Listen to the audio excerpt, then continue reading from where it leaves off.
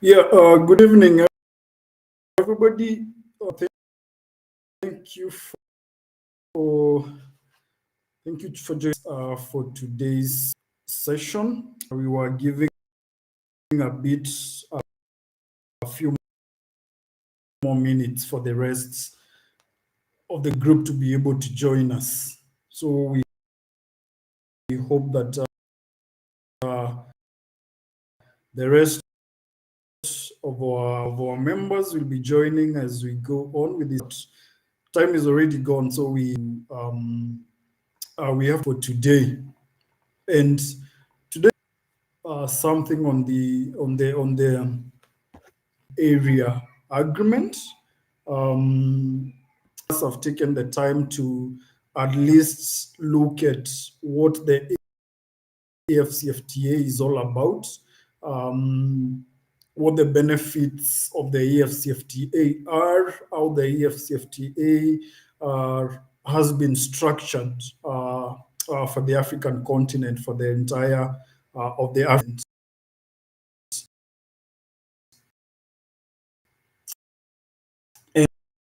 And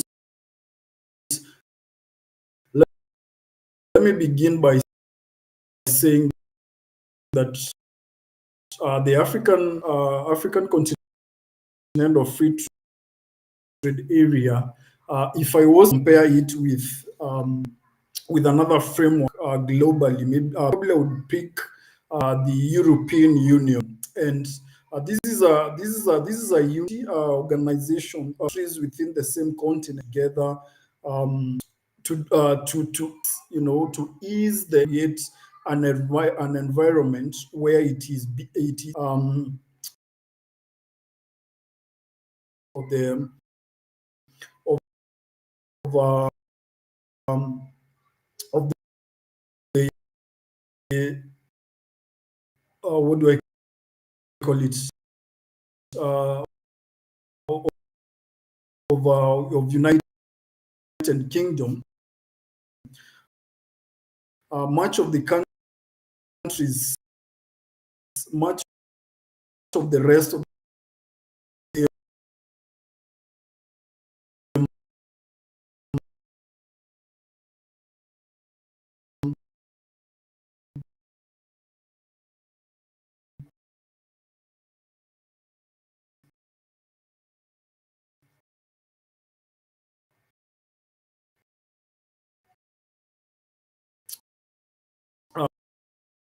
uh, to the same or continental framework of trading. And this is a very similar thing that has been done uh,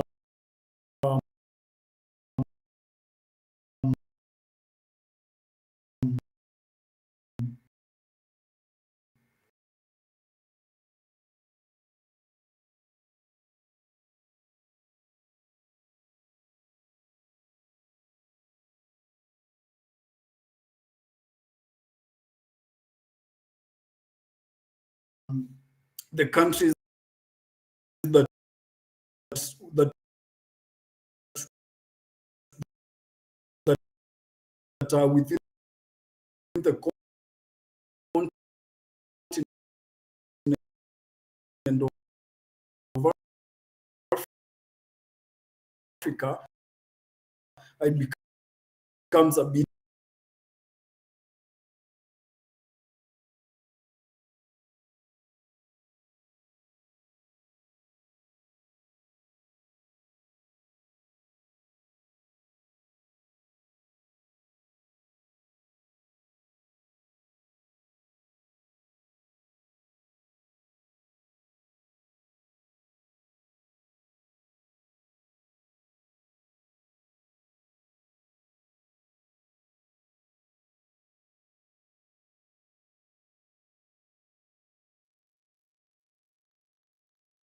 we're going to learn throughout uh, that period, throughout uh, the number of we're going to be looking at.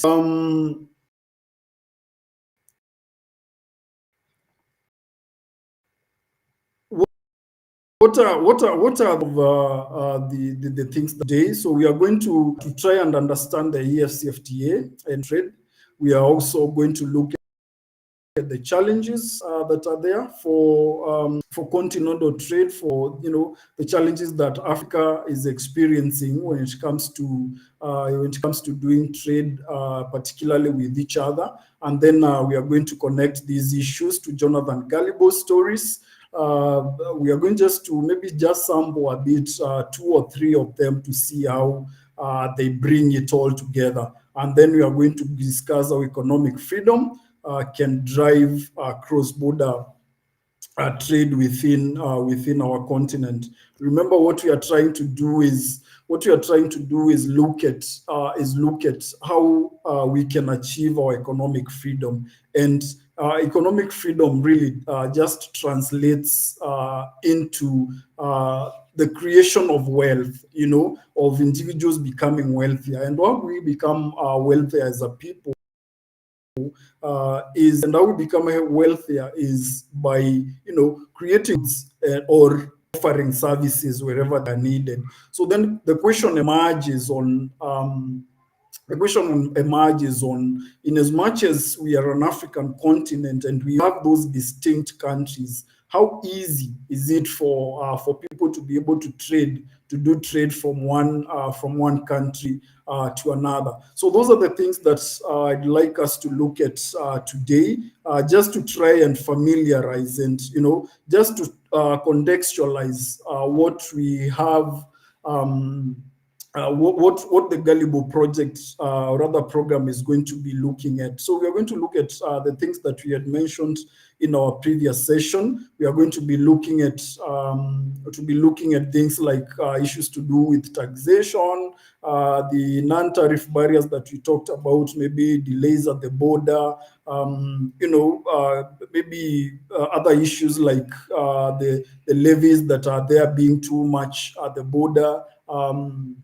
The lack of digitalization and all that. So those are some of the issues that we expect to come out throughout the program as we go on. And I hope that we can be able to visualize some of these things. We can be able to understand how they feature into the whole discussion around economic freedom. So what is the African Continental Free Trade Area? And this is a flagship project of 2016 for Africa's development. So the African Union came up with, I think there are about 17 there are about 17 frameworks, really, or rather projects that are designed to ensure that Africa starts to develop. For example, we have a framework that looks at issues to do with air travel, we had issues to do with peace, issues to do with electricity, and so on. And so the African Continental Framework is one of flagship projects that are supposed to achieve that development, and particularly when it comes to dealing with trade. So the Kaka, continental free trade area, like I had begun by saying, brings together about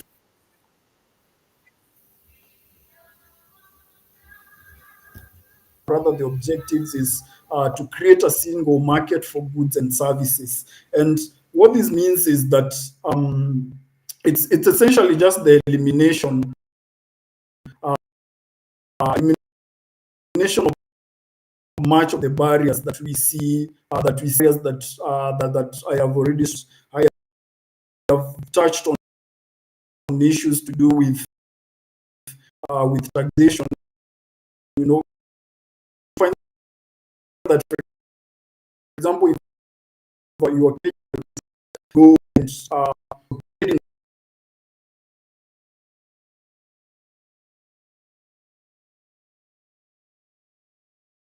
that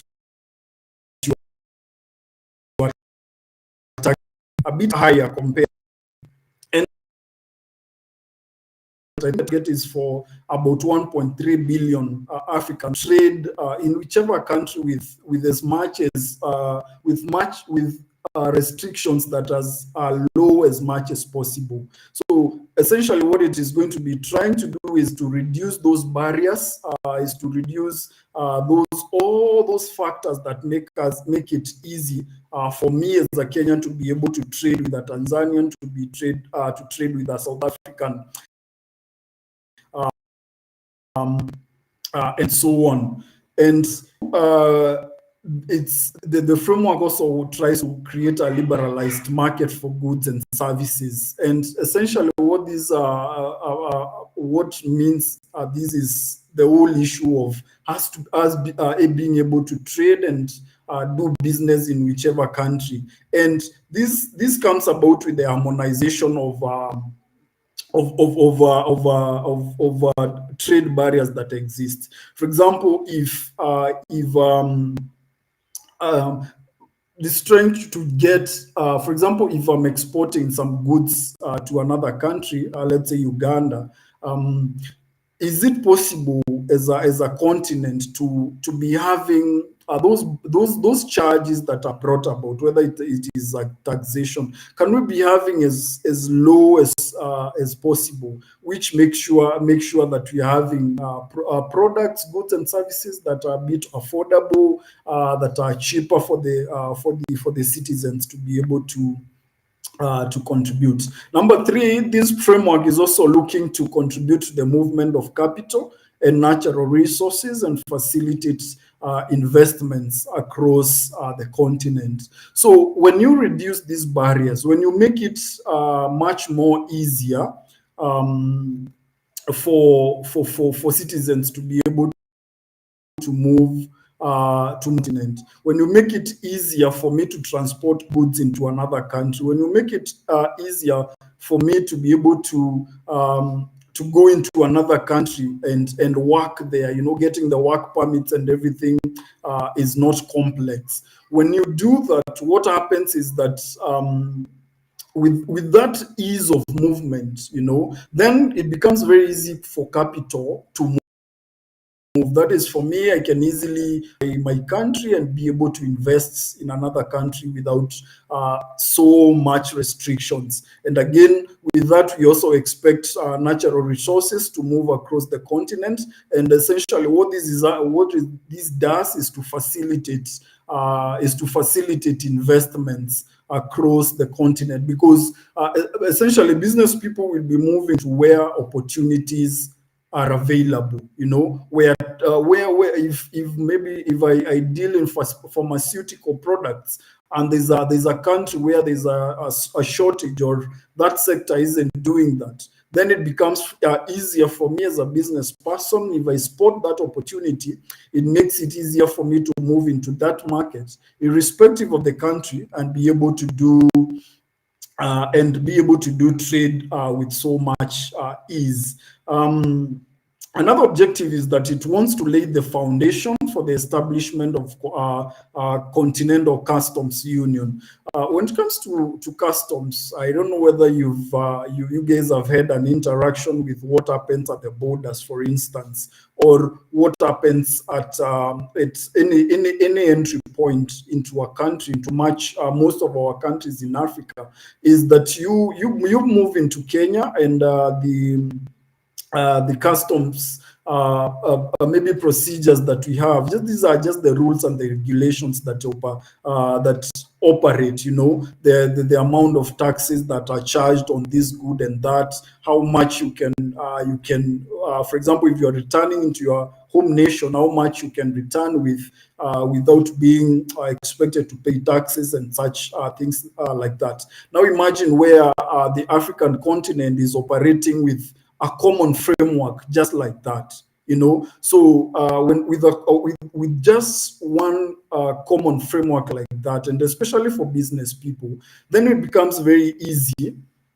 It becomes very easier for business people to just export and import from whichever country without expecting to comply with different kind of rules. For example, if I'm exporting something to South Africa, Nigeria, Cameroon, what that means is that I wouldn't have to comply with specific requirements for every other country. So it would be easier for me to deal with a very common framework, irrespective of the country that I'm seeking to either, or rather, I'm doing a business with, whether I'm importing, whether I'm exporting, and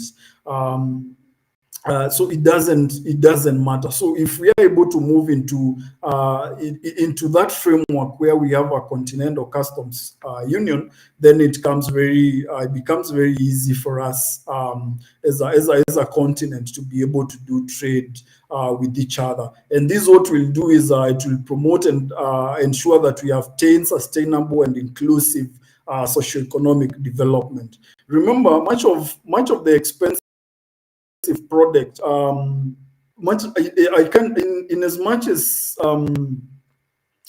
what happens is much of the costs, or rather the expensive products that we have to deal with as Africans, the cost of living and everything, much of this thing is associated with taxation and other form of barriers to trade that result in direct costs to products. For example, if I'm exporting, let's say I'm exporting products to a different country. Number one, I'm expected to pay a certain percentage of the value of those goods in terms of taxes.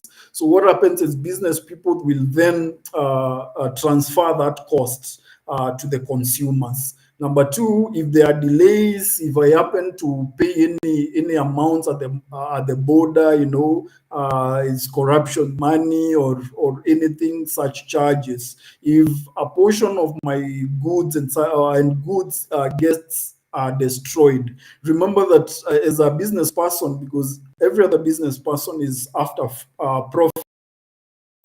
What they do is that they compound all those costs, and then they are transferred to the consumer. So if something maybe was supposed to, or rather, if a product is supposed to cost $5,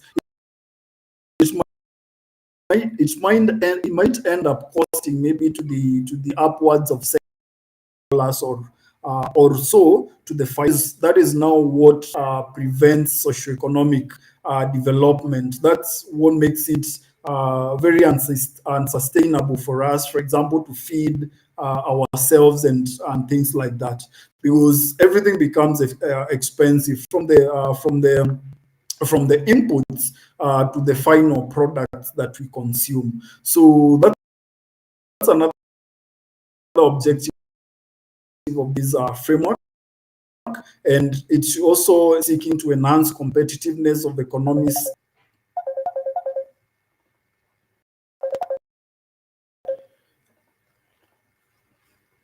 Very expensive for people to trade within our nations. So essentially, that is the framework is the African Continental framework. That is what we are seeing with or rather these are framework trying for the African continent. And essentially, this is supposed to be to be beneficial to the consumers, to the citizens of the African continent. Essentially, it's just trying to get to do away with the extra costs of acquiring goods and services. That is how I would say the African Continental Framework Agreement framework is essentially just trying to simplify as much as possible and to make goods as cheaper, getting all other factors that end up making the costs of products to be high. And I hope that we can be able to achieve that. Yes, let me move to the next slide. Yes, the AfCFTA. So now I just want to give you a bit of understanding of the efforts, a lot of the progress that has been made so far in regard to the African framework. Remember, it's been work in progress. It's really work that is going to take time, because again, these nations, this framework is for the willing. It's not being forced on any individual countries. It's not being forced on any nations or any regions to be able to join the framework. So it's for the willing. There are a lot of negotiations, there are a lot of discussions that they are going on, but essentially the end goal of it is to make sure that there's the creation of that single continental market where everyone can tap into opportunities wherever they are across the continent, and so on. And consumers to be able to easily acquire products, from whatever country, from whatever nation, to acquire products.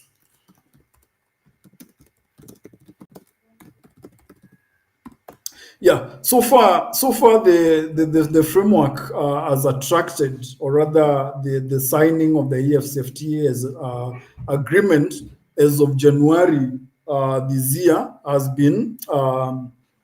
it has been signed by 54 nations. That is almost every other African country, and 48 countries have already ratified. That is, the ratification. It's all about, agreeing. Now, this is the agreement of, to seed ground, allowing for negotiations, allowing for trade, to begin occurring with these nations, even as the trial period goes on. So we have 48 countries out of the 55 that have done that, and the expectation is that, by 2063. Remember, I started by saying that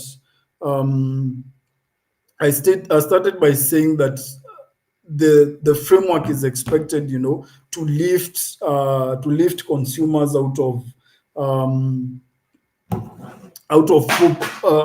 poverty.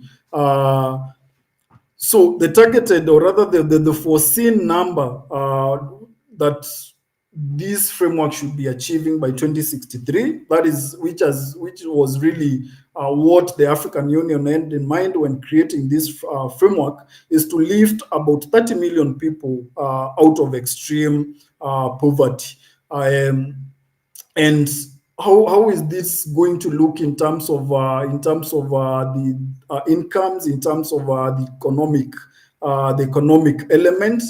Is that it is expected to boost the African economies. That is by 2035. By about 450 US dollars billion to 450 billion. That is in terms of income, which represents about a 7% gain. So essentially, what this is saying is that if we as Africans can get to a point where we reduce barriers to trade, as much, where goods become particularly cheap, where I can be able to do business from whichever country that I am in Africa, to whichever nation that I am able to reach, where I am able to see a market. Essentially, what this is telling us is that if all that happens, we expect a boost in trade, in incomes for the whole of African continent, to the tune of about 450 billion US dollars, which is a 7% gain from where we are by 2035. And so that all that feeds to the overall mandate of the AfCFTA, in creating a single continental market. And like I started by saying, it's the target is for about a population of about 1.3 billion people, and the GDP that we are looking at in terms of gain for, or rather where we would expect our GDP to be as a continent, if we are able to do all that, is to achieve about 3.4 billion USD, a GDP that translates to that amount. So, so much about the AfCFTA. Now I want to move into another framework and just look at why all that matters. Why cross-border trade matters. Why cross-border trade is important. Why is it so important such that the African Union, while looking at how to develop Africa better, came up with a framework of creating something like the African Continental Free Trade Area? Why? How did we get to that point? Now, I want to begin that by comparing trade and what happens. And when I'm talking about trade, is the intra-continental trade. The business that African continents or other countries do with each other. When you go to Europe, the amount of business that these nations do with each other within the European region and so on. So when you compare with the Asia, the amount of business that Asian countries do between each other accounts for about 49%. When you go to North America, it's about 51%. When you go to Europe, it's at 69%, almost at 70%. But when you come to Africa, in a continent where we have much and more resources, then it happens that we only trade with each other at a figure of about 25%. So that tells you that the rest of the business, 75%, we are doing with countries out of the continent elsewhere, outside of the African continent. And when you look at the African landscape, we still have a lot of issues. There are a lot of goods that we cannot access. Products are expensive. The cost of living is so high. So if we have all these resources as a continent, and we still have so much need, we still have so much goods and services that we, in as much as we need them, we cannot have access to them. And it's not that we do not produce what we need in Africa. Then the question emerges: how is it that we are not trading with each other? How is it that countries like that are close together, like Kenya and Tanzania,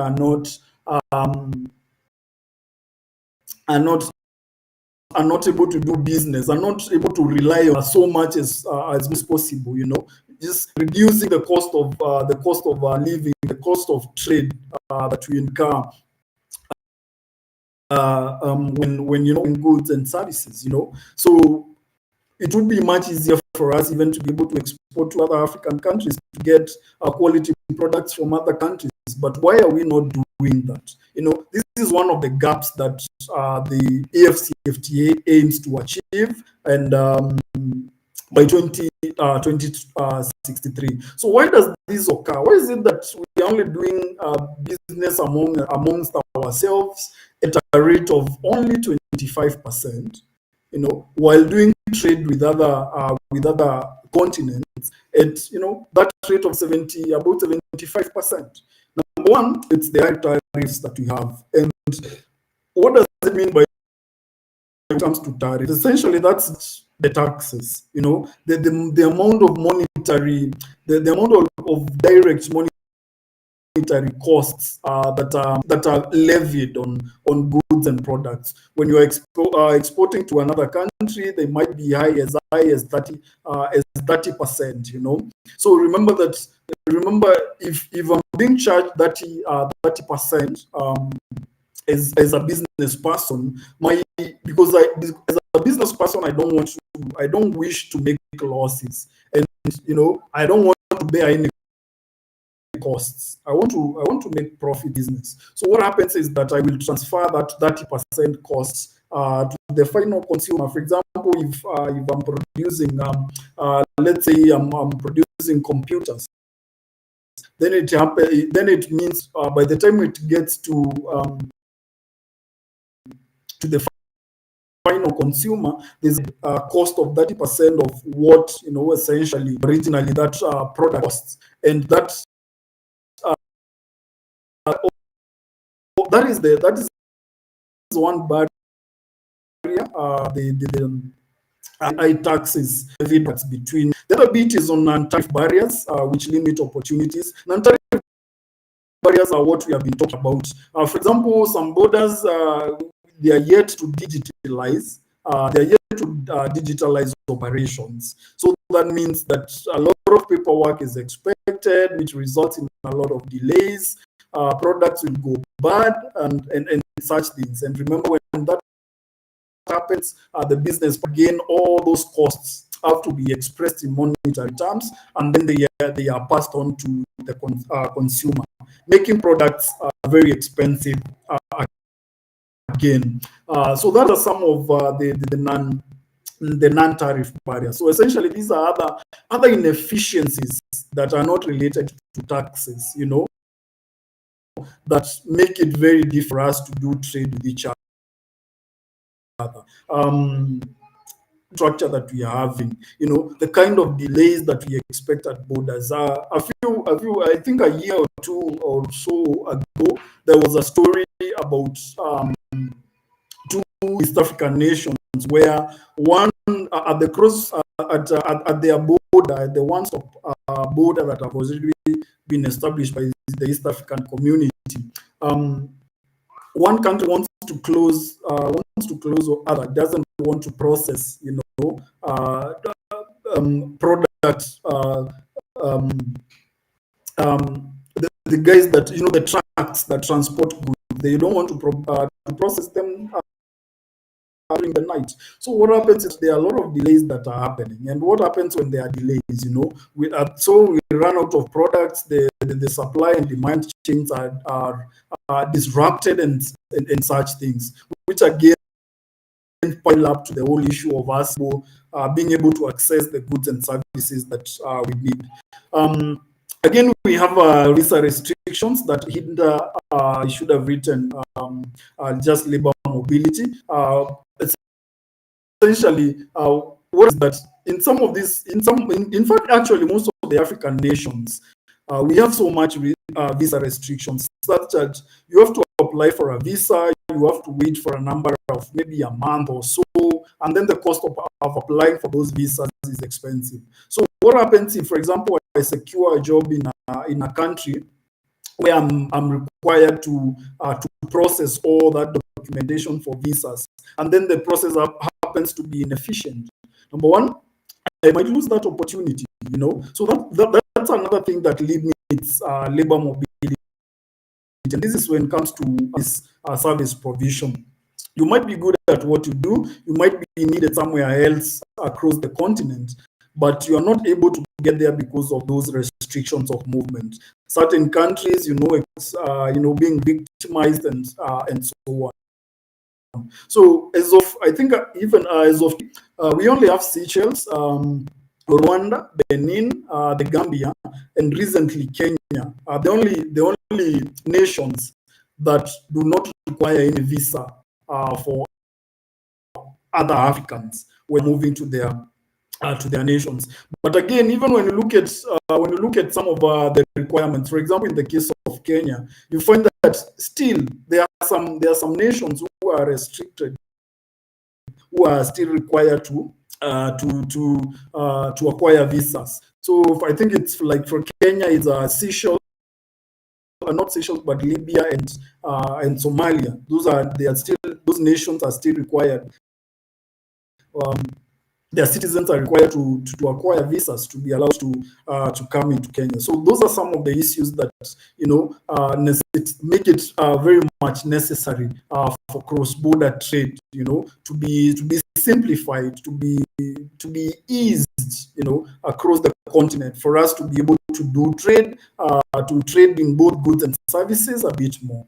So yeah, we do have weak dispute resolutions, which slows trade. For example, if I'm a business person and I happen to have a run-in with the law in a foreign country, if there's that trade dispute or even that foreign country, maybe it's when it comes to the levying of taxes, when it comes to maybe to some of these barriers that we are dealing with, when it comes to maybe if a business breaks one of them, or if I go invest in another country and there's a disagreement with the host nation, then how do we as a continent, how do we fix those disputes? How do we resolve them? So there has been a lack of such a framework for the African continent, which has resulted in a lot of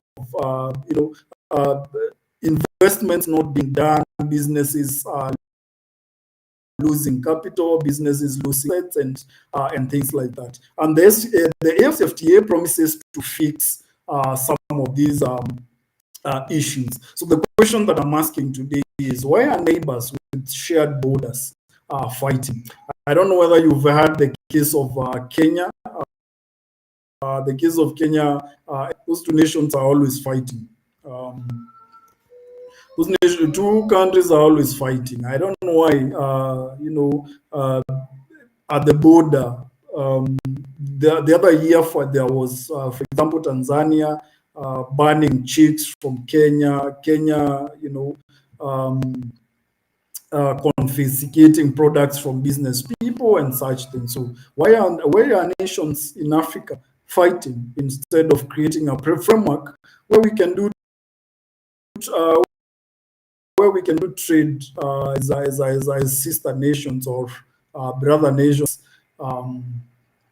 works for you? So now let us look at the Jonathan Gullible connection. Now remember my introduction from last week and what the Jonathan Gullible book or animated series is. During this presentation, I have mentioned a couple of things. For example, I have mentioned issues to do with taxation, issues to do with those delay barriers when going across borders. You're required to have visas and things like that. And that picture also happens within our individual nations. You find that the government might be prescribing what I can grow on my farm, right? That whatever I can import and how much of it maybe I can import to the country sometimes gets restricted by the government.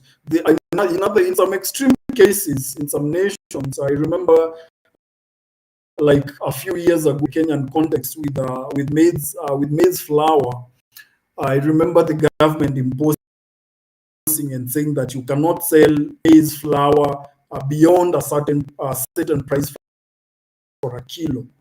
What happens if a business person will only make losses out of selling a product at that particular cost? Then it becomes an issue. We end up not having the freedom, economic freedom that we are claiming. We then, if, for example, I understand that I sell a product that I can no longer make profits out of it, what do? I stop producing that product and move to another. And what we are doing is that we are creating efficiencies within our markets. So it's very critical that as a continent, as African countries, that we deal with some of these issues that cause us problems. Is it those delays at the borders, those challenges when it comes to maybe importing and exporting products and so on? It's about time we deal with some of those challenges. Now I want us to use these three examples to point out how some of the issues on economic freedom and generally just trade within our individual nations and within the continent, and maybe even beyond globally, why it matters, and how these Jonathan Gullible stories are going to be looking into these individual issues that we are having. Now, our first episode on the island of too many rules. What happens is these are African nations that are trying to become like islands. You know, they are having so many regulations that try to that end up isolating them from other people. For example, imagine of a nation. Let me pick a country like a country like Uganda for instance. And let's say they have so many regulations that, number one, are making it difficult to import products from other nations. You know, if other nations feel that a country it's not allowing their citizens to export to the host nation easily, if it's becoming more expensive, if all the procedures and everything that is required, they become too much, what happens is now businesses tend to, or other countries tend to behave in a very similar manner. And when they behave in a similar manner is that they now begin to impose even similar, even higher restrictions to businesses from those host nations. So what we have African nations that are making it very bad for each other,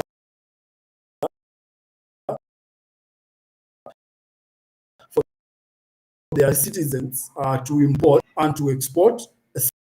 So what happens is that at the end of the critical product that was importing or rather exporting to the other, then what happens is that we begin to have shortages for such products in a market. And you all know what happens when you're having shortages and the price going up and so on.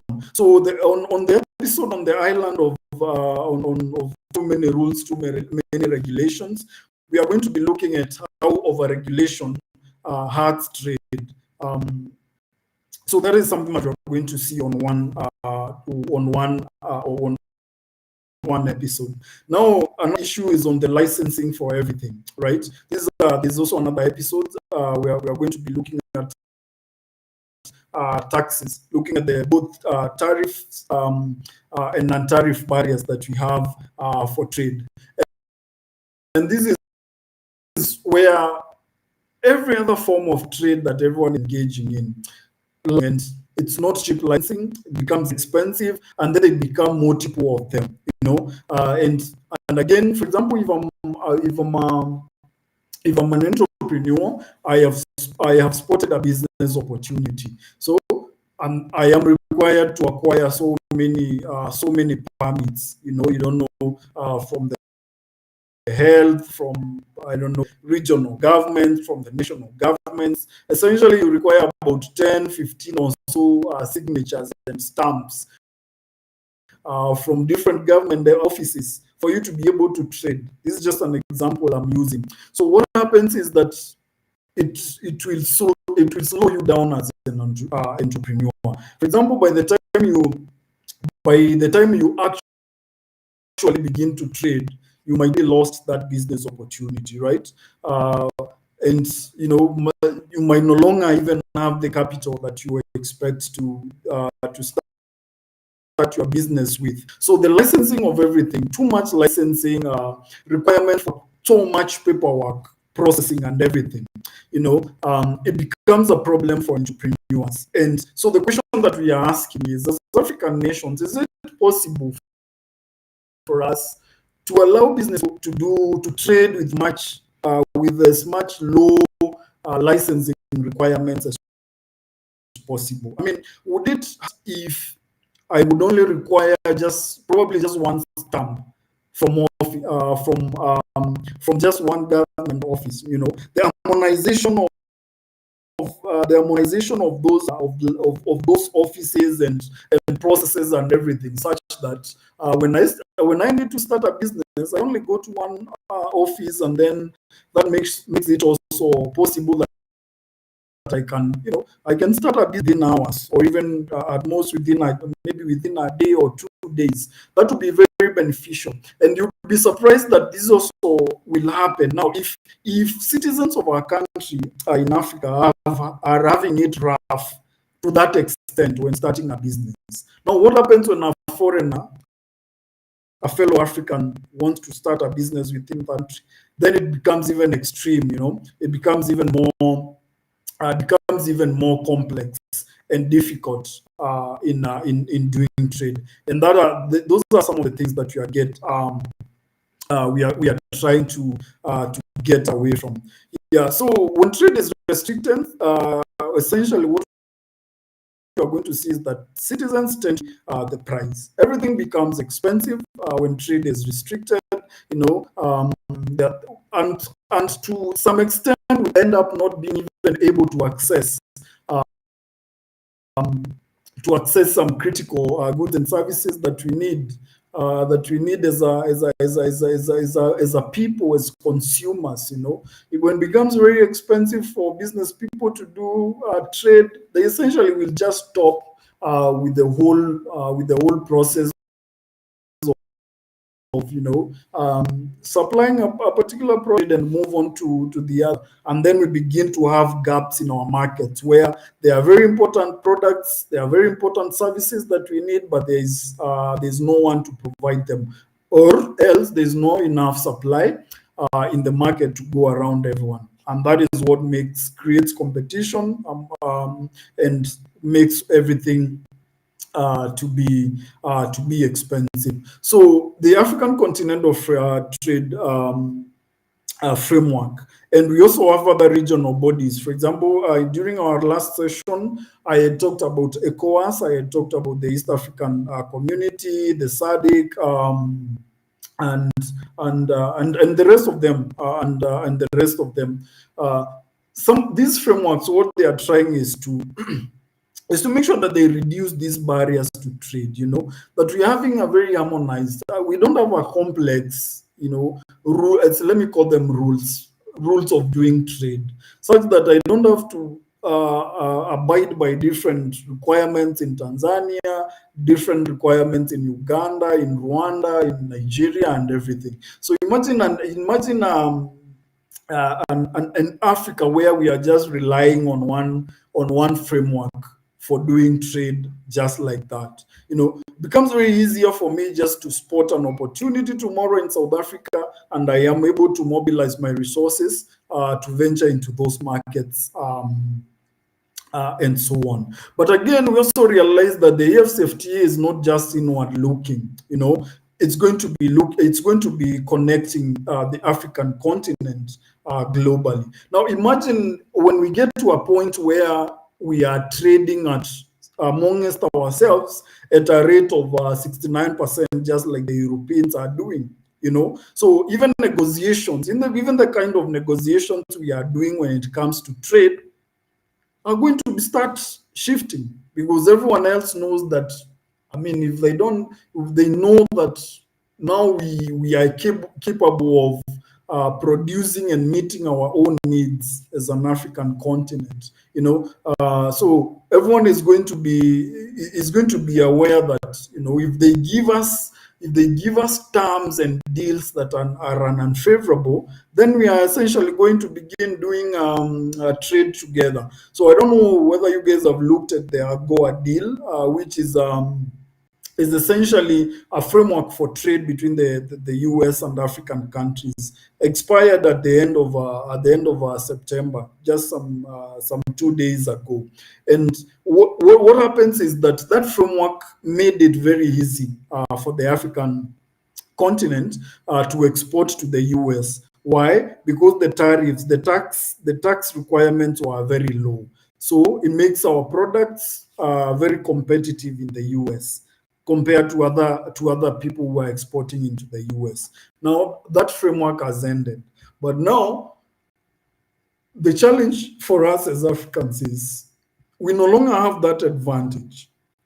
So our goods are going to be very expensive when they get into the US market. And remember that spillover tends to be felt in other continents and other countries across the globe.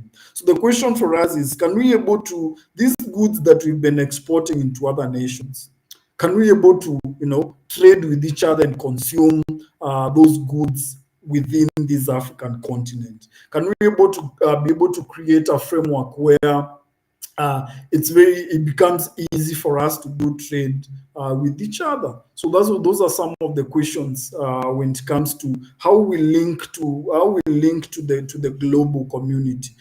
Like I said, even negotiation becomes very easy. When everyone knows that Africa can produce and consume its own products, but they will still need our products. Remember, much of the raw materials that are needed for almost every other industry are largely still only available within the African continent. So that is something for you guys to think about.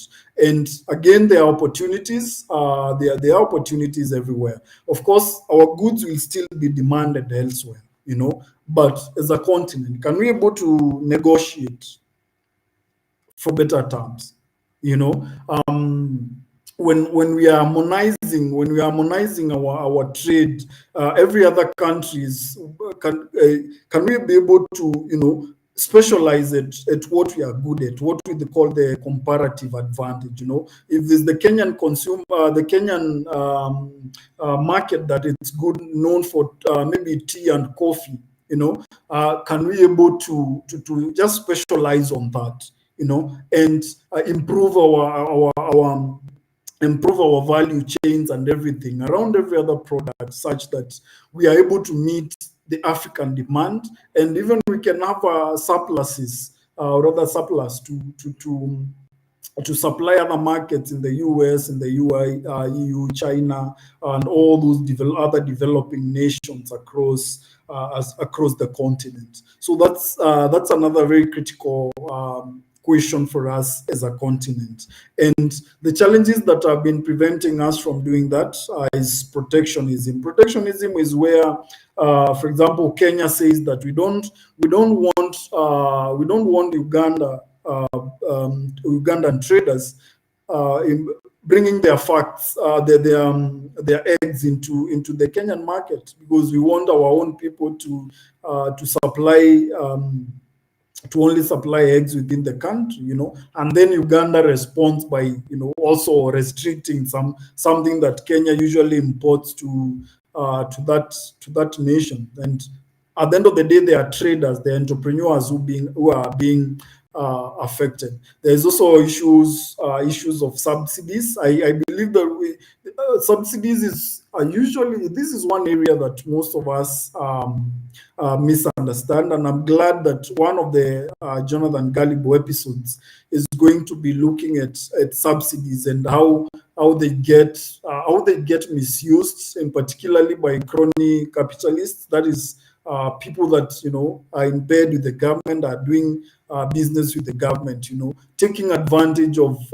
that money which essentially, which is taxes gotten from the citizens, and then the government levies, lowers, maybe subsidizes, or rather caters for part of the production costs, and then we might not see that translate into the actual costs and so on. And then we also have the issue of geopolitics, like the whole trade spat between China and the US, Russia, the Russian war in Ukraine, and the very same thing that has been happening with South Africa, and the fallout with Israel and the United States and such things. So also all those factors, will in one way or another impact the supply chains that we have. As countries and as a continent, and they also contribute to some of the challenges that we are having in trading with each other, and even in trading with other countries outside of the continent. Yeah, so African goods will still face these non-tariff barriers, both home and abroad. Home and abroad means that those very challenges that African countries are facing within the continent when doing trade with each other, they also occur elsewhere. They also occur in other um, in other countries out of the continent, out of the continent. So the question is, this is an African issue. Why aren't we able to fix our own problems? Why are we not able to fix our own inefficiencies in our supply and value chains? So that's a good question for us to ask ourselves as we go further into this program. So where does freedom fit in all this? Free trade reduces poverty. If essentially I'm able to do trade wherever opportunities are, I am going to create money. I'm going to create wealth. I'm going to employ people. These people are going to make money and so on. Again, it lowers costs because it creates the whole issue of competition, right? The person with the best goods and services gets to have the better of the market. And what happens is that when there's competition, business people will compete on both offering the lowest products at the lowest possible costs, while making sure that the innovation levels are very high, making sure that the quality of the good is very high. But if we have an island of a nation, of an economy where only a few people are providing a particular good, then what happens is that there's no competition, and then goods are of low quality, they are limited, and and then that will tend to increase costs because of the whole demand and supply forces as they play out. Then we have the issue of open borders. I think I've talked about the mobility of goods, people, and ideas. Being able to work everywhere, but there are opportunities.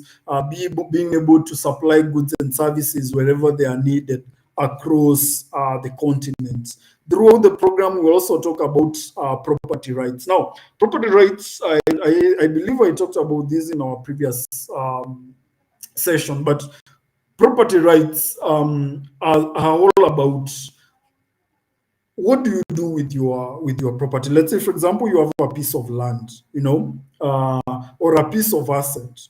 Whose authority is it to determine how you're supposed to use that product? For example, if you have a piece of land, who is it to determine that whether you are going to grow mangoes or apples or oranges on that particular that particular piece of land? And the very same things happens with businesses. For example, when a Kenyan business starts operating in another African nation, let's say, for example, Algeria or Chad or wherever, some countries tend to have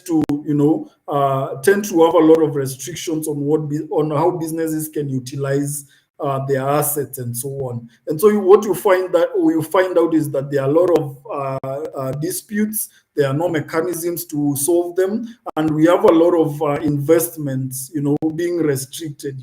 There are opportunities, but because the law of a certain country requires you to, as a foreign business person, to behave in a certain way, then you get limited and you cannot take advantage of some of you can take advantage of some of these opportunities that are coming in. So property rights is another issue that we are going to have a whole episode during the period of the series to look at, and we look at how it affects our economic freedom. And essentially what we are saying is that when we have fewer barriers, we expect the African country to develop better, the African continent to be more sustainable and so on. So let me just a recap of our session as our time is gone. Number one, what are the key lessons that came up. Really, I advise everyone to have a look at the AfCFTA.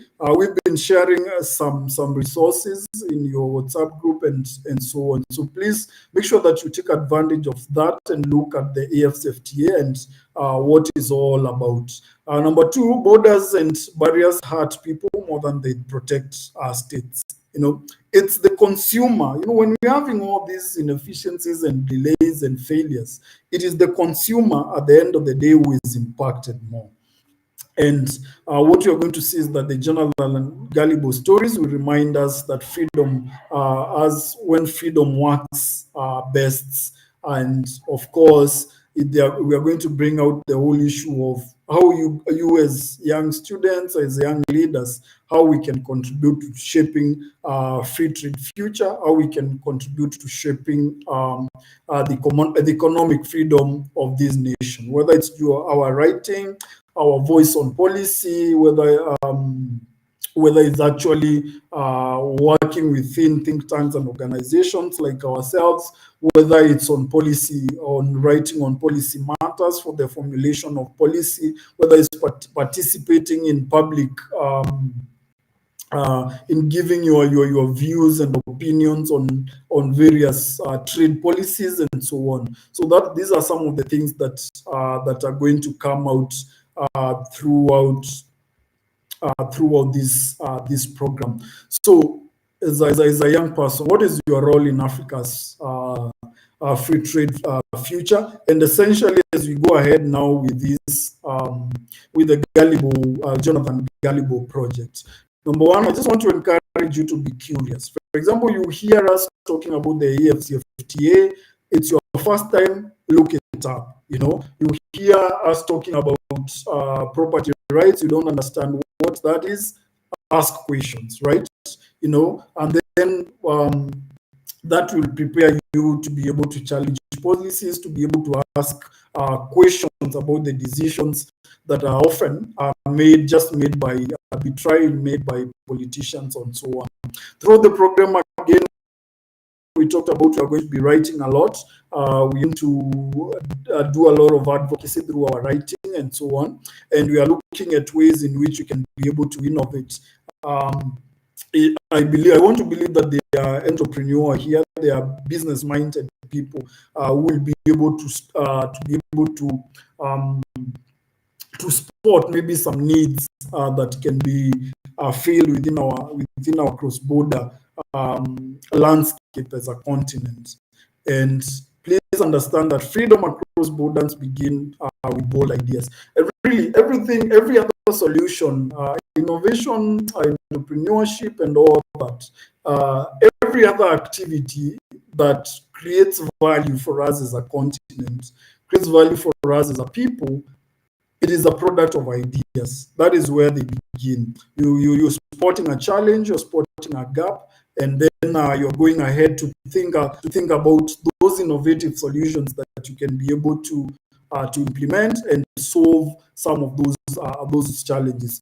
So our freedom and everything, whether it's economic or social or political, everything will always begin by those bold ideas, those unpopular ideas that we get to actualize them, that we get to implement them in our lives. So thank you so much for joining me. Thank you for joining me for this session. Today we were just looking at the AfCFTA in preparation for what's coming beginning next week. Remember, next week we are going to be now bringing on external experts, and they're going to take us through the 8 episodes over the next 8 weeks and so on. They are going to be teaching some of these things that we've been discussing all through, and we are going to see it come live. And then in the middle, we are going to be having other kinds of other kinds of training. For example, those who are interested in writing op-eds, policy briefs, and such, we are going to be having sessions specifically for you. Still very much voluntary for those who want to join or for those who want to be part of the programs. We're going to be training you. We're going to provide as much platform as possible for us to be able to provide some of the platform for you to be able to write and explain yourselves. Right. So yeah, thank you so much for listening to me. Adam, I don't know whether we have any questions that I can be able to respond to.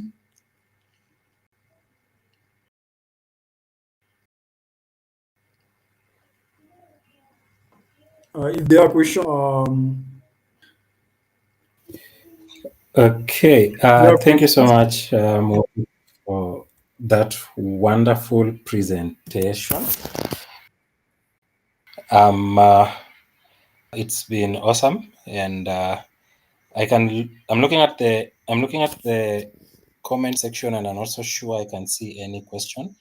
But I know when we move forward, we are going to be able to present with the students quite a number of calls, just to be able to engage with them and be able to know if they did understand the concept.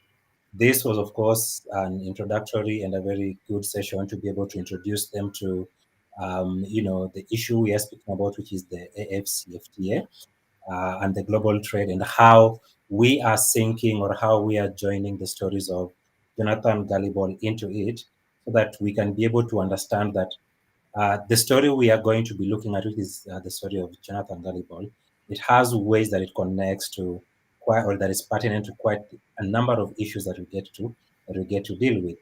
And I know for certain that your presentation has captured everything around the AfCFTA and the global trade. It's a good area right now that quite a number of people are actually talking about in relation to cross-border trade, in relation to the bureaucracy or conducting business here and there. And I'm looking forward to seeing the kind of articles that the participants we have are going to be coming up with, and how we can begin to push so that they can be published on our websites or on the website of our partner organizations. If you are a participant and you're here, we have a lot. Just like he has said, we have a lot that we planned for. But I see, I can't get the name well.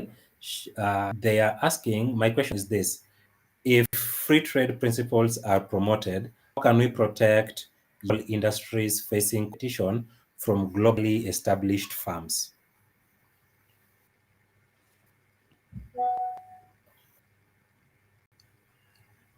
Okay, thank you. I think I can see the question.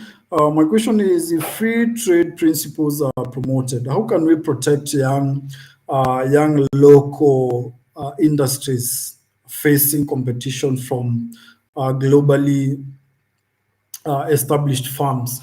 Now, for me, I think this one I would like to begin by posing a question to you. Are these global farms that we are having, are they serving the entirety of the market that we are having locally? As for example, let me pick a country like like Kenya, for example. Now, when it's true, most of the time our perception is that the global the bigger global farms within our countries can be at times very difficult to compete with. But the question that really I would be asking is, do they ever come to a point where really they've exhausted the market that is there? And as nations, before even we begin to block, let's say before we begin to block international, globally big companies that are providing goods and services for a country. The number one question for you to ask is those small businesses that we are talking about. Number one, are they going to be able to fill the demand that is there? Number two, as a nation, as nations, as a continent, whichever way you want to think about it, have we created an environment, where these small businesses can be able to invest, can be able to acquire the best talent, can be able to innovate and such things, and so on. So at the end of the day, you find much of the challenges that we are having. It doesn't really have much to do with the bigger organizations and everything. It's our own programs that we have.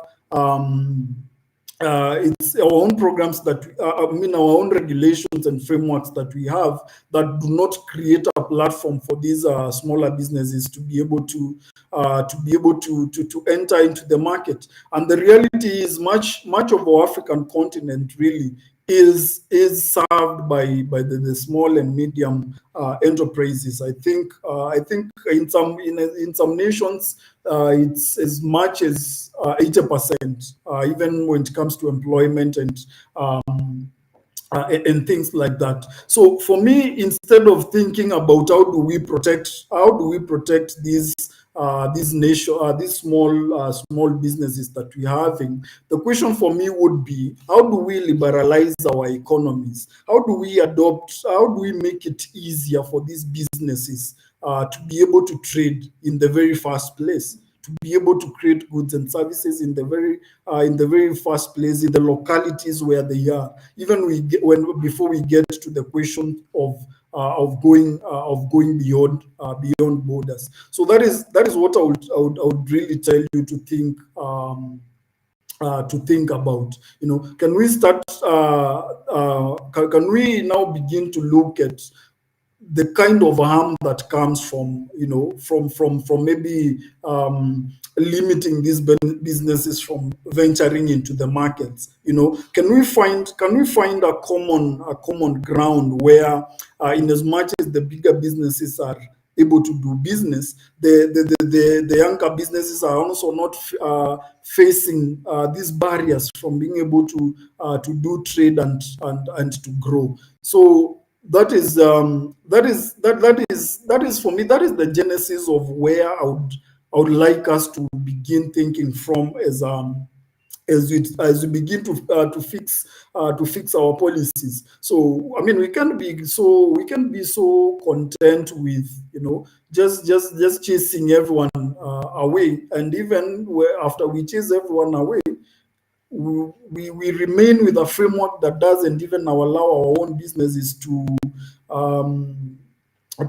thrive and trade locally. So at the end of the day, it still goes back to the kind of regulations and frameworks that we are having.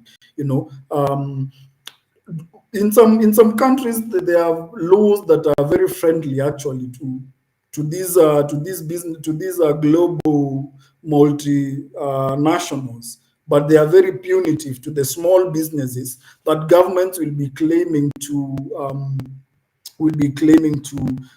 protect and so on. So I hope that at least I give you an insight into. I'm trying to read the. Yes, yes, I see. FIFA, I see your comment on the cost of production. So why is the cost of production high? Why is the cost of production high? Why is it only allowing those big business people to be able to meet that cost of production? Like much of the inputs that we rely on come externally. It all stems from those barriers that you are talking about, whether they are tariff or non-tariff. Yes.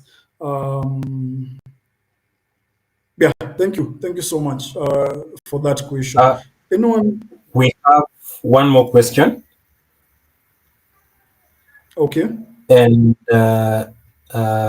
Jefferson Ojuang is asking a good idea of making trade in Africa as, one framework, but what about governance? And I think in this case, he's mentioning that, the AfCFTA and global trade is, one good idea of making trade in Africa, as one huge framework.